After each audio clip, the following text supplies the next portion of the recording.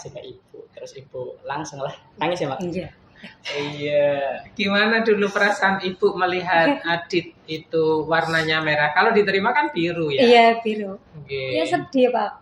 Aduh, Pak, kalau ibu saya bicara pasti menangis Pak. Iya, nggak apa-apa. Itu pertanda hatinya ibu, hatimu itu hati yang lembut, makanya mudah menangis. Gimana Bu dulu perasaannya Bu? Sedih. Gimana Tapi ya? Ibu tetap berusaha menguatkan Adit. Iya. Intinya saya nggak mau nangis di depan anak. Iya. Nangisnya di belakang. Hmm. Apalagi waktu lihat ada panggilan yang lolos SNBP ke sekolahan. Iya. Itu saya lihat di status WA-nya ibunya Revan. Iya. Nah, itu tambah sedih. Iya. Saya pikirnya gini Pak JPS. Anak saya Adit masuk ranking paralel, tapi jalur prestasi nggak masuk. Saya dulu waktu sekolah, saya kan sekolah di SMA 4. Iya. Saya dulu juga ya lumayan pinter. Iya. Saya tahu beban mentalnya. Saya Ini tahu beban turun dari ibunya berarti ya, pinternya. saya tahu beban mental anak saya waktu itu karena Iya. dapat ranking di sekolah tapi nggak lolos. Itu beban mental sekali itu Pak, malu. Ya intinya itu ya malu, paling nggak itu benar-benar malu. Pak temannya pada keterima, ini nggak keterima, itu lebih sedih, benar-benar sedih. Tapi saya berusaha tetap menguatkan. Mungkin saya bilangnya gini Kak Adit, mungkin Allah pengen kamu masuk lewat jalur yang tes yang benar-benar kamu mengandalkan kemampuanmu. Saya bilang gitu. Betul. Yang bukan menggunakan nilai ini. Kadang-kadang kalau nilai rapot kan karena gabungan dari pelajaran mungkin UTS terus semester kan gitu. Saya bilang seperti itu. Akhirnya ya dia juga sih waktu itu bilang, lah saya mau ngilang dulu Pak, saya mau ngilang dulu. Saya malu. Ya, ini yang dapat kita ambil hikmahnya adalah selalu berpikir positif gitu. Baik. Iya.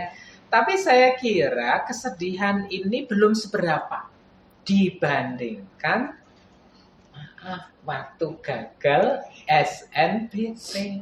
Itu. Nah, coba SNBP gagal, katakan waktu itu Adit masih punya harapan ya, aku nanti lolos SNBT ya, ikut UTBK, lolos. Tapi ternyata gagal lagi. Gimana ceritanya waktu buka SNBT itu? Waktu buka SNBT, ya waktu itu kayak yang tadi Adit udah ceritain kan, itu nggak ada paketan, numpang wifi di rumah orang. Nah di situ itu saya kalau yang tadi SNBP itu sholat dulu terus nangis, ini saya balik. Jadi saya buka dulu.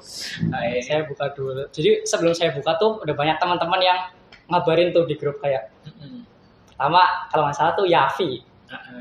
Yafi diterima ya di grup. UGM gitu terus si Rasya juga ngabarin tuh di grup kayak alhamdulillah aku lolos gitu-gitu terus pada lolos semua. Terus, aduh, aku kok deg-degan ya, kok perasaannya rada gimana gitu ya. Iya. Soalnya waktu daftar aja, saya udah bohong sama ayah karena bilangnya daftar langsung di UPN, saya malah daftarnya di UGM, jadi takutnya nggak berkah gitu. Karena berbohong ke ayah. Gitu. Oke. Tapi gimana saya mau di UGM. Terus saya waktu itu nguatin mental. Ayah maunya kamu waktu jalur SNBT itu di UPN. Kalau misal ambilnya teknik, kalau misal matematika langsung di sini saja. Kalau bisa yang ya di sini saja nggak usah di ngapus. Purwokerto. Di Unsur maksudnya. Terus itu saya buka, saya masukin nomor pesertanya, saya masukin tanggal lahir saya dan berdoa dulu. Berdoa dulu ya Allah, semoga nasibku sama kayak yang lain. Amin. UGM yang nggak apa-apa, UGM yang nggak apa-apa, ya emang nggak apa-apa ya Pak. Iya. Maksudnya di pilihan kedua, ya sudahlah, tidak apa-apa. Bukan. Seret.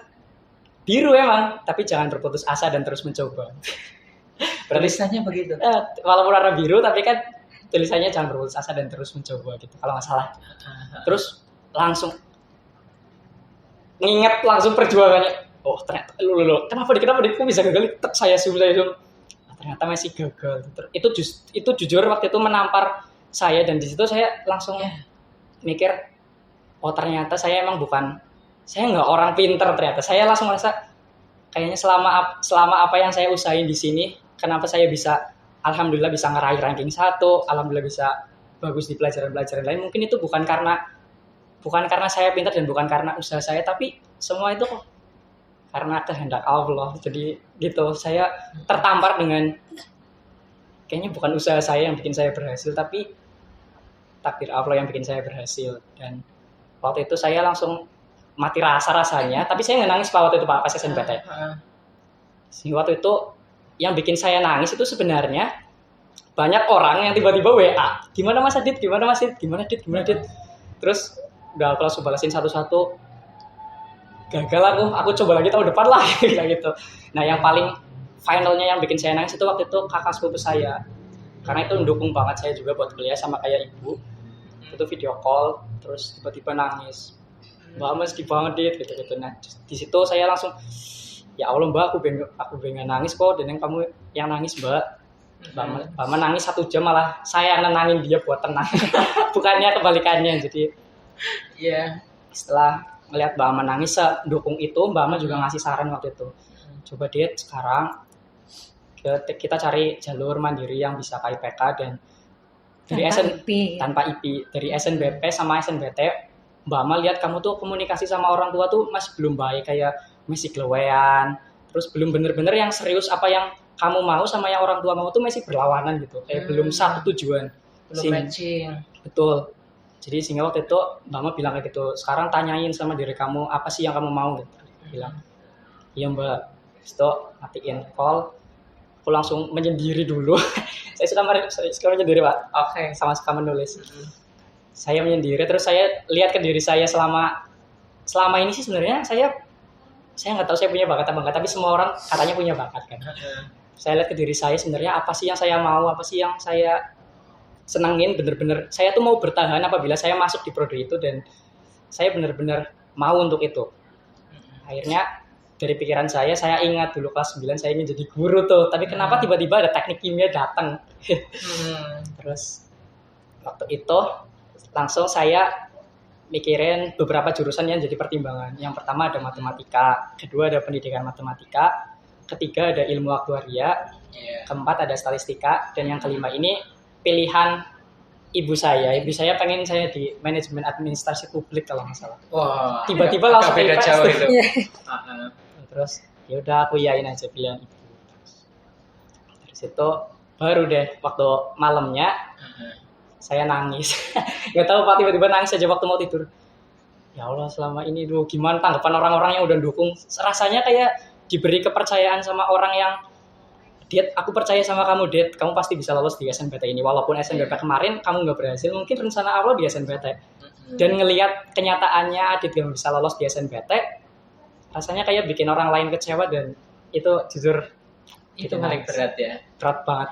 Tapi keren, ada hal yang perlu ini Mbak tahu ya, tadi sama pemirsa juga harus tahu. Adit apa ya istilahnya, merenungkannya ini keren. Satu tadi kegagalan di jalur SNBT, Adit bilang, wah ini kayaknya bukan.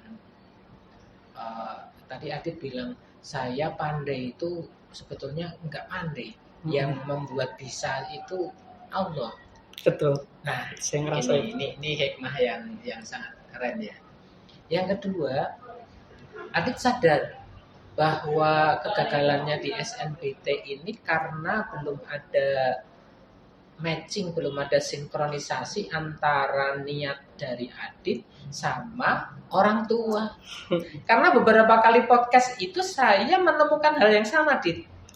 Iya, jadi pada waktu mereka itu belum selaras antara kehendak orang tua sama anak, ya rata-rata gagal, Dit.